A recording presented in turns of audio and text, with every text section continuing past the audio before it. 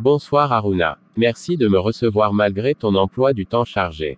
Il n'y a pas de quoi, monsieur Fernandez. Vous êtes toujours le bienvenu chez moi. Comme je te l'ai dit au téléphone, j'aimerais me lancer dans l'élevage. Je ne sais vraiment pas par quoi commencer, ni comment faire. Avez-vous déjà dressé un plan d'affaires à ce sujet? J'ai juste pris des informations ça et là. On m'a dit que l'élevage est très rentable.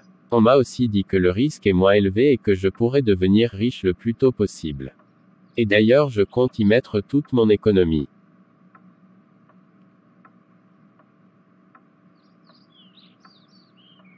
C'est bien beau tout ce que vous venez de dire. L'élevage rapporte beaucoup d'argent certes. Cependant, il est indispensable de faire les choses comme il se doit. Si vous écoutez seulement ce que les gens vous racontent sans tenir compte de certains principes, vous risquez d'être surpris. Mon frère m'avait parlé d'une société de crypto-monnaie. Il m'avait dit que si je voulais être riche sans effort, c'était le business idéal. J'ai failli y investir tout ce que j'avais. Heureusement pour moi, il avait des soucis de paiement et je devais donc attendre. Par la suite, le PDG a fui avec l'argent de tous les investisseurs. Il paraît qu'il est en Russie actuellement. Je me fais vieux, et j'ai peur d'investir dans une activité qui va me ruiner. C'est pourquoi je me confie à toi. Tu maîtrises bien le secteur avicole et tu es aujourd'hui à la tête d'une grosse ferme. Mon frère a failli se suicider après cette grosse arnaque. Mais il est jeune et il peut encore travailler. C'est pas le cas pour moi. C'est le problème de nos jours. Dormir pendant que ton argent travaille. C'est un concept qui prend de plus en plus de l'ampleur. Et c'est une très mauvaise idée. Qui peut confier son argent à quelqu'un et aller se coucher tranquillement pendant que ce dernier travaille et rapporter un bénéfice gigantesque.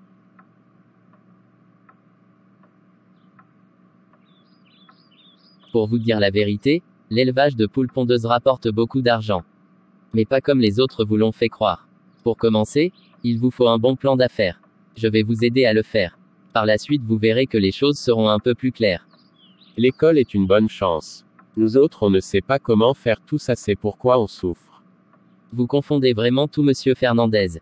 Tout ce que je sais de l'élevage, je l'ai appris après l'école et non à l'école. Et d'ailleurs, celui qui m'a appris à faire l'élevage n'avait pas fait des études supérieures comme moi. Alors cessez de penser que ce sont seulement ceux qui sont allés loin dans les études qui peuvent réussir. Vous allez voir. Le plus important, c'est de ne pas avoir peur d'apprendre. Bien au contraire.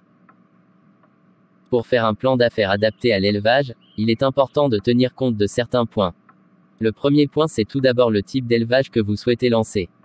Dans mon cas par exemple, c'est l'élevage de poules pondeuses. Le second point, c'est votre disponibilité. Allez-vous être tout temps présent ou allez-vous travailler à temps partiel? Si vous serez présent, c'est un grand avantage. Dans le cas contraire, il faudrait songer à trouver quelqu'un de très sérieux pour vous représenter. Je serai présent. Actuellement, je suis libre de mes mouvements et je peux me consacrer à temps plein. J'ai aussi opté pour l'élevage de poules pondeuses. Ok, c'est formidable. Pour ce qui concerne les bâtiments, vous avez dit au téléphone que vous serez en location. Oui, c'est exact. Il y a presque tout le matériel au complet. C'est déjà bien parce que avec ces éléments, on va laisser de côté certaines parties du plan car je les considère comme un acquis. En général, le plan d'affaires est composé de 9 parties, mais nous ne tiendrons compte que de quelques parties essentielles. À titre de rappel, je vais énumérer brièvement les 9 parties et nous allons nous concentrer sur les parties qui nous intéressent. Ok, c'est une bonne idée. Allons-y. Un bon plan d'affaires est composé de 1. Le nom de l'entreprise que vous souhaitez lancer. 2. La vision de votre business. 3. L'objectif que vous comptez atteindre. 4. Le ou les produits que vous comptez produire et vendre. 5. L'argument de vente unique, le marché cible, la concurrence. 6. Le marketing, 7. L'équipement nécessaire. 8. Le personnel. 9. Le financement. Vous avez déjà songé à donner un nom à votre ferme. Ferme Fernandez. Ok, c'est un bon titre. Ensuite, la vision. Cela doit être assez clair. Par exemple, nous allons produire des œufs frais pour livrer dans les supermarchés. L'objectif. L'objectif doit être réaliste, simple et mesurable. Par exemple, nous allons produire 50 plateaux de 2 par jour. Donc par mois, cela équivaut à 150 plateaux d'œufs. Nous avons pour objectif de faire 2 millions de chiffres d'affaires par mois.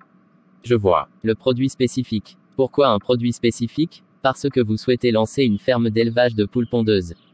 Mais si à peine 3 mois après, vous commencez à produire des poulets de chair, vous allez vous perdre. Cela risquerait de compromettre le bon déroulement de votre projet.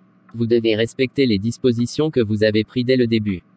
Si vous avez décidé de produire des œufs commerciaux, alors concentrez-vous sur vos objectifs jusqu'à ce qu'ils soient tous atteints. L'argument de vente unique. C'est ce qui va vous démarquer de votre concurrence. Il ne s'agit pas de fixer un prix élevé ou inférieur à celui de vos concurrents, mais plutôt ce qui fait la différence entre vous et vos concurrents. Pourquoi les clients doivent acheter avec vous? Eh bien, cela dépendra de votre argument de vente unique. Ensuite, cherchez des informations sur vos concurrents. Quelles sont leurs forces et leurs faiblesses? Sur quel point vous avez des avantages? Et sur quel point vous êtes désavantagé? Ainsi, voyez comment vous pouvez tirer profit de ces informations. Je te comprends, comme ça je ne serai pas perdu dans la jungle. Je pourrais tirer mon épingle du jeu.